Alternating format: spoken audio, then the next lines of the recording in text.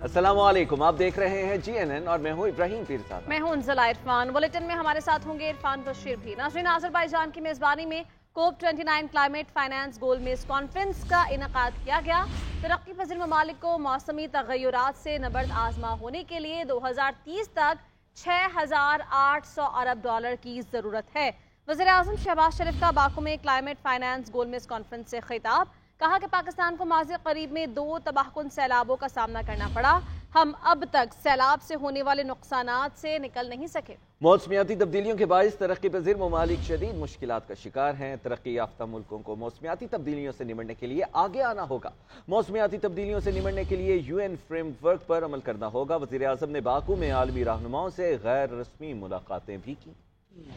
موسمیاتی تبدیلیوں سے ترقی پذیر ممالک شدید مشکلات کا شکار۔ قدرتی آفات کے چیلنج سے نمٹنے کے لیے امیر ممالک کو آگے آنا ہوگا۔ وزیر اعظم شہباز شریف کا باکو کانفرنس سے خطاب۔ مختلف رہنماؤں سے ملاقاتیں، دو طرفہ تعاون بڑھانے پر تبادلہ خیال۔ آذربائیجان کی دارالحکومت میں کوپ 29 کانفرنس سے خطاب کرتے ہوئے وزیر اعظم کا کہنا تھا کہ سالوں سے کیے گئے وعدوں اور بار بار کی یقین دہانیوں کے باوجود فرق بڑے پیمانے پر بڑھتا جا رہا ہے۔ موسمیاتی تبدیلیوں سے نمٹنے کے لیے اقوام متحدہ کے فریم ورک پر عمل کرنا ہوگا۔ ان کا کہنا تھا کہ پاکستان اب تک سیلاب سے ہونے والے نقصانات سے نہیں نکل سکا ہے۔ اس سے پہلے اقوام متحدہ کے سیکرٹری جنرل انطونیو گوتریس نے خطاب میں کہا کہ گلوبل وارمنگ نے دنیا کی تباہی کا کاؤنٹ ڈاؤن شروع کر دیا۔ ہو سکتا ہے کہ اپنے اختتام پر 2024 گرم ترین سال قرار پائے۔ کانفرنس کی سائیڈ لائن پر وزیر اعظم نے ترکیہ کے صدر رجب طیب اردوان سے مصافحہ کیا، بنگلہ دیش حکومت کے چیف ایڈوائزر ڈاکٹر یونس سے ملاقات کی، جبکہ متحدہ عرب امارات کے صدر محمد بن زید ال نہیان سے بھی اہم ترین بیٹھک ہوئی، جس میں باہمی تعاون بڑھانے پر غور کیا گیا۔ کوپ اجلاس میں پہلی بار افغان طالبان حکام بھی بطور مبصر شریک ہوئے۔ طالبان حکام کی شرکت کے خلاف مختلف مقامات پر احتجاج بھی کیا گیا۔ بانی PTI کے ساتھ ملاقات کے لیے جانے والے رہنما حراست کے بعد رہا کر دیے گئے۔ عمر ایوب، شبلی فراز، اسد قیصر، ملک احمد خان بھچر،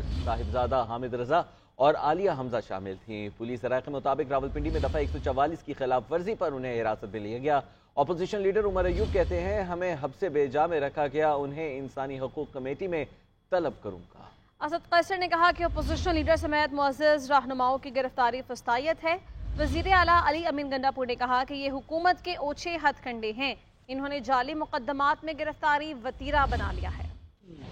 PTI رہنما بانی تحریک انصاف سے ملاقات کے لیے اڈیالہ جیل آئے لیکن خود گرفتار ہو گئے۔ ملاقات کے لیے آنے والوں میں اپوزیشن لیڈر عمر ایوب، سنی اتحاد کونسل کے سربراہ حامد رضا خان، سابق اسپیکر قومی اسمبلی اسد قیصر، ملک احمد خان بھچر، عالیہ حمزہ، شبلی فراز شامل تھے۔ پولیس نے تمام رہنماؤں کو اڈیالہ چوکی میں رکھا، تاہم بعد میں رہا کر دیا۔ وزیر اعلیٰ KP علی امین گنڈاپور کہتے ہیں کہ اوچھے ہتھ کنڈے استعمال کیے جا رہے ہیں۔ نومبر کے مہینے میں بانی PTI نے خود کال دینی ہے۔ یہ وزیر انہوں نے اختیار کیا ہوا ہے، یہ کوئی ایسی چیز نہیں ہے کہ نئی بات ہو، یہ کر رہے ہیں، جعلی پرچوں میں خامخواہ گرفتاریاں ہیں تو کر رہے ہیں۔ عمران خان صاحب جو ہے انہوں نے ہی کال دینی ہے، اور نومبر کا مہینہ انہوں نے کہا تھا، جو ان کا پیغام تھا اسی طرح میں نے پوری قوم کو پہنچا دیا۔ منگل اور جمعرات کو اڈیالہ جیل میں بانی PTI سے ملاقاتوں کا دن ہوتا ہے۔ ذرائع نے بتایا کہ آج صبح جیل کے باہر سیکیورٹی معمول کے مطابق تھی، تاہم جیسے ہی PTI رہنما اپنے قائد سے ملنے جیل آئے تو پولیس کی بھاری نفری بھی وہاں پہنچ گئی۔ آگے بڑھتے ناظرین، پنجاب میں اسموگ سے فضائی آلودگی مہلک شکل اختیار کر گئی ہے۔ سنگین صورتحال کے باعث پنجاب میں تمام سکولز بند کر دیے گئے۔ نوٹیفیکیشن کے مطابق سرکاری اور نجی تعلیمی اداروں میں 17 نومبر تک درس و تدریس کا عمل معطل رہے گا۔ دفاتر میں 50% عملے کو آن لائن کام کرنے کے احکامات بھی جاری کر دیے گئے ہیں۔ لودھرا آلودہ ترین شہروں میں سر فہرست رہا۔ بعد دوپہر لاہور، ملتان اور لودھرا کی فضاؤں میں پارٹیکولیٹ میٹرز کی تعداد بڑھ گئی ہے۔ پنجاب خاص کر جنوبی اضلاع میں سموگ نے پنجے کاٹ لی۔ عوام کو آفت سے بچاؤ کے لیے پنجاب حکومت کا مزید اقدامات کا اعلان۔ سموگ کی تشویشناک صورتحال کے باعث حکومت پنجاب نے صوبے بھر میں تمام سرکاری اور نجی سکولز بند کر دیے۔ سرکاری نوٹیفیکیشن میں کہا گیا ہے کہ 17 نومبر تک تعلیمی اداروں میں پڑھائی نہیں ہوگی۔ ٹیوشن سینٹرز کو آن لائن کرنے کی ہدایت کی گئی ہے۔ صوبے میں دفاتر میں 50% عملے کو آن لائن کام پر منتقل کرنے کا حکم دیا گیا ہے۔ آدھے اسٹاف کو ہی دفاتر दफातर बुलाने की इजाजत होगी। फैसले का इत्तलाक पंजाब के तमाम सरकारी, नीम सरकारी, खुद मुख्तार इदारों पर होगा। लाहौर और मुल्तान डिवीजन शदीद स्मोक की लपेट में है। लोधरा आलूदा तरीन शहरों में सर फहरिस्त है। स्मोक और धुंध के बायस फजाई ऑपरेशन शदीद मुतासिर हुआ। 4 परवाजें मनसूख और 8 को मुतबादल एयरपोर्ट लैंड कराया गया, जबकि 39 फ्लाइट्स ताखीर का शिकार हुई। कराची अंदरूनी मुल्क जाने वाली ट्रेनें भी घंटों लेट हुई। सुबह के औकात में मोटरवेज को मुख्तलिफ मकामात पर बंद करना पड़ा। लाहौर समेत पंजाब के मुख्तलिफ अजला स्मोक की लपेट में हैं। फ़ज़ाई आलूदगी में लाहौर मुसलसल सर फहरिस्त है। जी हाँ, शहर का मजमूई एयर क्वालिटी इंडेक्स 607 रिकॉर्ड किया गया। शहर की ताज़ा तरीन सूरत हाल क्या है, ये जानेंगे अपने नुमाइंदे सरफराज अहमद से। सरफराज, आप कहाँ पे मौजूद हैं और यहाँ एयर क्वालिटी इंडेक्स क्या रिकॉर्ड किया गया है?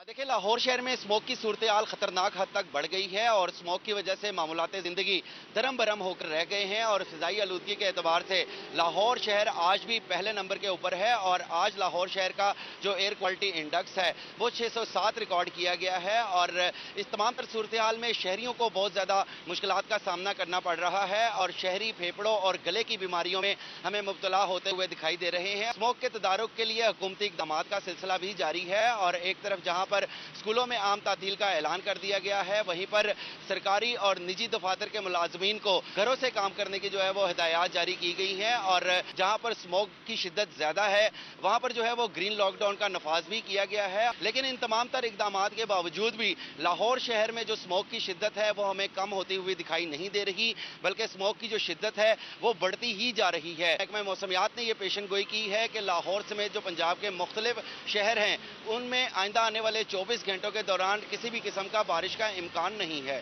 जी, लाहौर हाई कोर्ट ने जोर दिया है कि स्मोक पर काबू पाने के लिए तवीलुल मियाद पॉलिसी बनाई जाए। हुकूमत को महज पॉलिसी पेपर से आगे जाना होगा।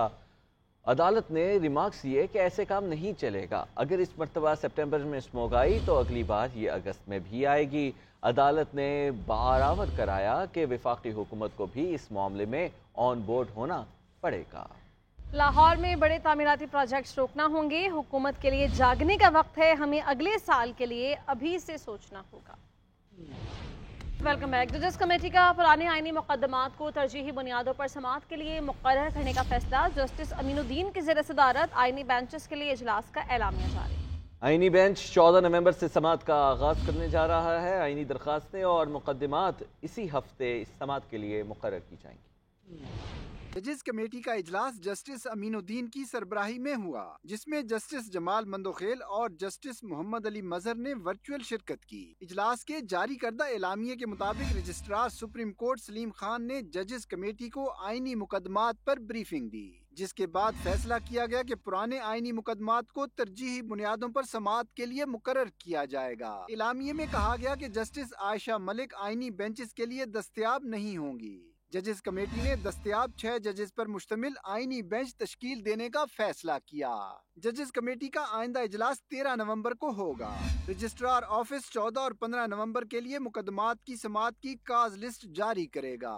चंद रोज कबल जुडिशल कमीशन ने 7 रुकनी आईनी बेंच तश्कील दिया था, जिसके मुताबिक सीनियर तरीन जज जस्टिस अमीनुद्दीन खान बेंच के सरबराह होंगे। जस्टिस अमीनुद्दीन और जस्टिस आयशा मलिक का पंजाब से आईनी बेंच के लिए तकर्रुर किया गया, जबकि जस्टिस नईम अख्तर अफगान और जस्टिस जमाल मंदोखेल बलोचिस्तान से बेंच में शामिल हैं। इसी तरह जस्टिस मोहम्मद अली मजहर और जस्टिस हसन अजहर रिजवी सिंध से आईनी बेंच में शामिल हैं, जबकि जस्टिस मुसरत हिलाली खैबर पख्तूनख्वा से बेंच में शामिल हैं। खबरों का सिलसिला आगे बढ़ाएंगे। पाकिस्तान और IMF के दरमियान मुज़ाकरात का बाकायदा आगाज़ हो गया। पाकिस्तान ने IMF मिशन को मुआहिदे पर मुकम्मल अमलदारी की यकीन दहानी कराई है। वज़ीर ख़ज़ाना मोहम्मद औरंगज़ेब ने कहा कि मौशी इस्तेहकाम के लिए पॉलिसियों का तसलसल जारी रहेगा। आप ये रिपोर्ट देखिए।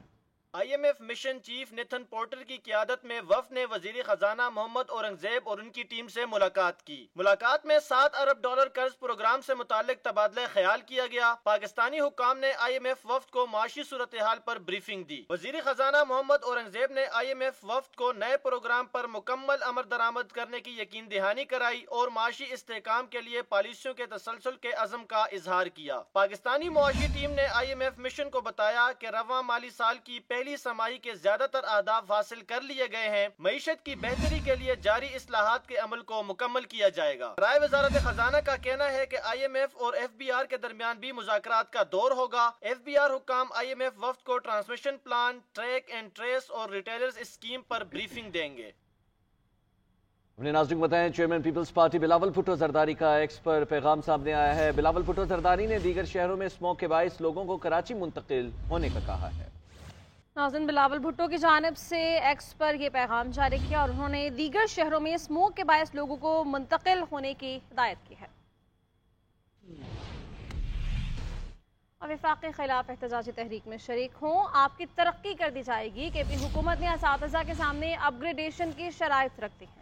جی این این سے گفتگو کرتے ہوئے وزیر تعلیم کے پی فیصل ترکئی نے کہا ہے کہ وفاق کے خلاف سیاسی تحریک میں شمولیت پر اپ گریڈیشن دی جائے گی، وفاق سے احتجاج کر کے اپنے پیسے حاصل کریں گے۔